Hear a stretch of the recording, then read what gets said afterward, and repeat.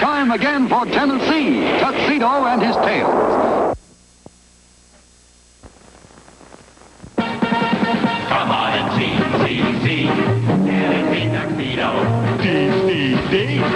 Tennessee Tuxedo. He will be parachuting for your pleasure, sailing seas in search of treasure, anything so he can measure up to men. That's Tennessee Tuxedo.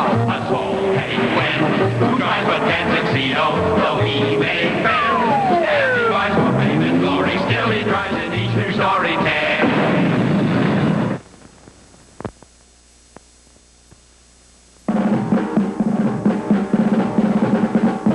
Isn't it a lovely wallpaper pattern, Flunky? I'm doing the entire office over with this expensive paper. Yeah, it sure is nice wallpaper, all right.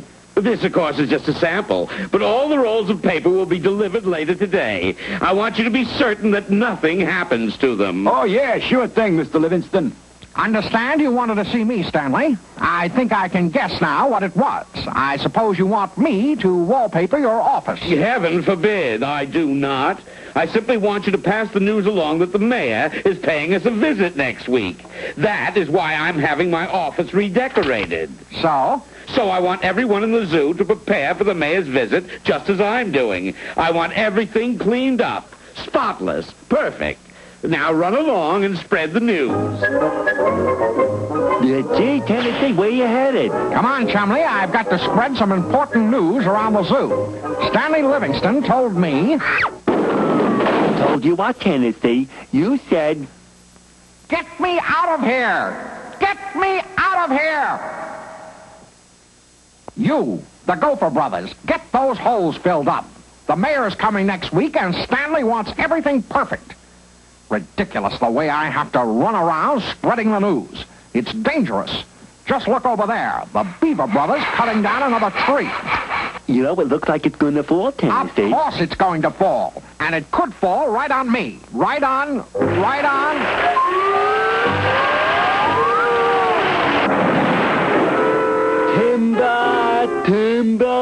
Timber.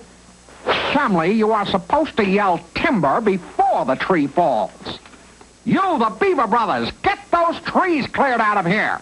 The news is that the mayor's coming next week. Now get this place cleaned up. Finally, after more dangerous encounters, Tennessee had passed on the news to everyone in the zoo. Chumley, I can't go on spreading the news like this. Go get Yak and Baldy. I've got a plan. Men, we are behind the times. It is ridiculous for me to be running around the zoo to spread the news.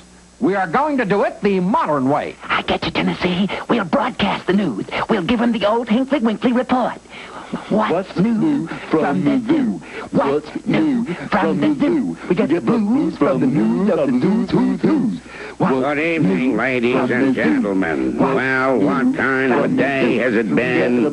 Been a day like all days. A day and the activities of the zoo. Hold it! We are not going to broadcast the news. We are going to print it. We are starting our own newspaper. Yay! Jiminy, Tennessee, I've got just the name for our paper. We'll call it the Yakety Yak. Personally, I prefer the Morning Eagle. Hey, Tennessee, how about calling it the... No, Chumley, we will not call it the Walrus Street Journal. We must keep personalities out of this. We'll call our newspaper the Tennessee Tablet. Realizing that there was a great deal he did not know about the newspaper business, Tennessee decided that a visit to Mr. Whoopi was necessary. Chumley, we've got to get out of here. I think this calls for escape plan 302. Chumley, you simply toss this lasso over the fence post, then you and I can climb over. Okay, Tennessee. Stop pulling. I said the fence. The fence post, not my neck. You got it. Quick now. Start climbing.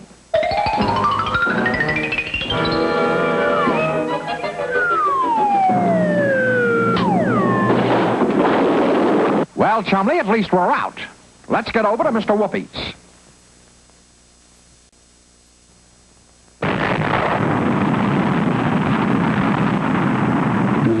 the riddle. What is it that is even smarter than a talking horse? What is it that is even smarter than a talking horse? I know. A spelling bee.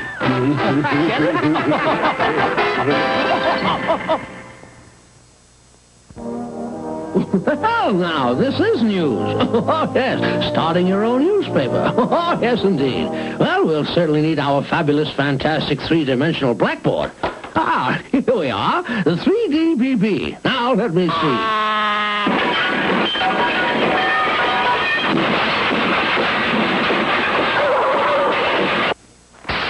Newspapers.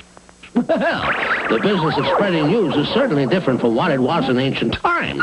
Then, news was spread from place to place, mostly by travelers moving from one city to the next. Of course, if news was very important, special messengers might be sent with it. Make way for the messenger of the king! Those guys were really in a hurry. Oh, yes, indeed. Well, early newspapers were published by a printer as a part of his regular business. Each printer edited his own paper, deciding what news he should print and how it should be told. But it's not like that today, eh, Mr. Whoopi? Oh, no. Let's just consider how a newspaper gets a story today. This is it, Chumley. Don't miss a word. Well, just suppose there's a big fire somewhere in the city. The newspaper sends a reporter to the fire right away to get the story on the spot.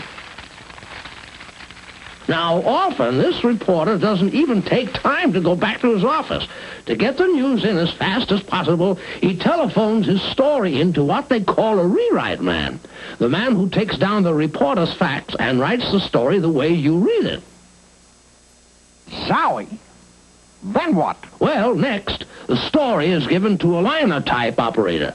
He's the fellow who sets the story in type so that thousands of copies of it can be made. Okay, it's set in type. What now? Then come the big presses. This story of the fire, along with many, many other stories, is put on the giant presses, and they start to roll. They not only print the hundreds or thousands or even millions of copies needed, but many of them cut and fold the newspapers as well.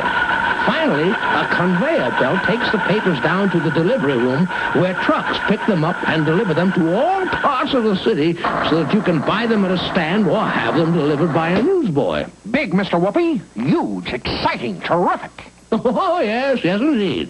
But no good for us. No? But why, my boy? Money, Mr. Whoopi. Think what it would cost us to pay for the printing presses. Oh, but for the zoo, you only need a small newspaper and not many copies, so you can use a small printing set. And I just happen to have one here. Now all you need is the paper. Thanks a million. Phineas J. Whoopi, you're the greatest. Back at the zoo, Tennesse quickly sprang into action. All right, men. Tennesse Tuxedo will not fail.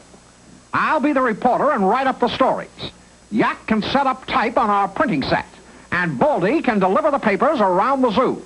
What about me, Tennesse? You can take care of getting the paper we need. A lot of it, Chumley, rolls and rolls. Okay, Tennesse, rolls and rolls of paper. Nobody in the office, Fred. The door's locked. What are we going to do with all this wallpaper? Just put it down over there by the door. Somebody will be along in a while.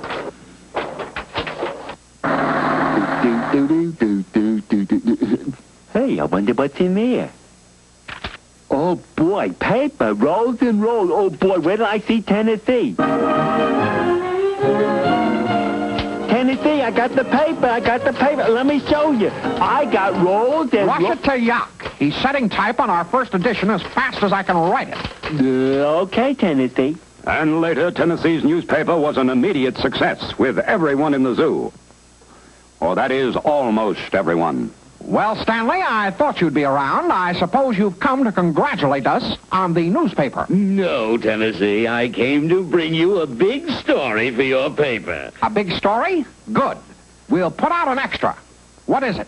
It's a story about what happened to a penguin and a walrus. You scoundrels printed your news on the back of my wallpaper. My beautiful, expensive wallpaper. Your wallpaper? Yes, and now I'm going to make you pay. We'd better turn to the sports section. Chumley, run like mad!